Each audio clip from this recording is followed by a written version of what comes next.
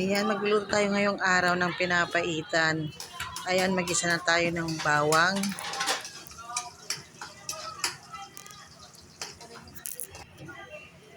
Tapos ng sibuyas. Halu-haluin lang natin. Tapos ilagay na natin yung pait na galing sa kalabaw. Ayan, pakukuluin na lang natin maigi yung pait bago natin ilagay yung karne para hindi mabaho.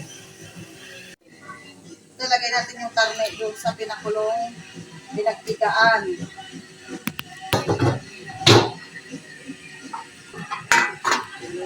Kaya natin kumulo hanggang matanggal yung sabaw.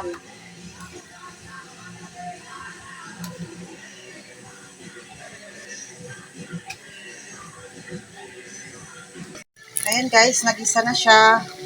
Konti na lang yung sabaw. Mamaya ililipat na natin yan sa pressure cooker para pakuluan. Para mas madaling lumambot. Ayan, nagisa na. Konti na lang yung sabaw. Ililipat na natin siya sa pressure cooker.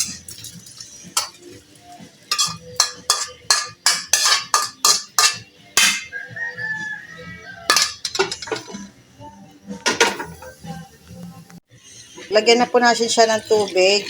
Lagpasan po natin yung karne para tamang-tama pag kumulo. Tamang-tama na po yung sabaw.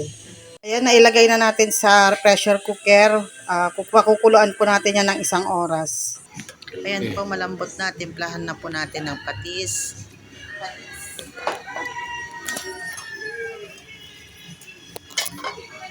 Ng pait. Tamang-tama lang po ilagay natin.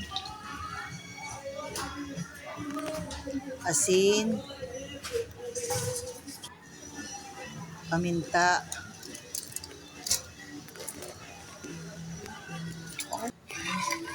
ayan, malambot na po siya. Ayan, luto na po.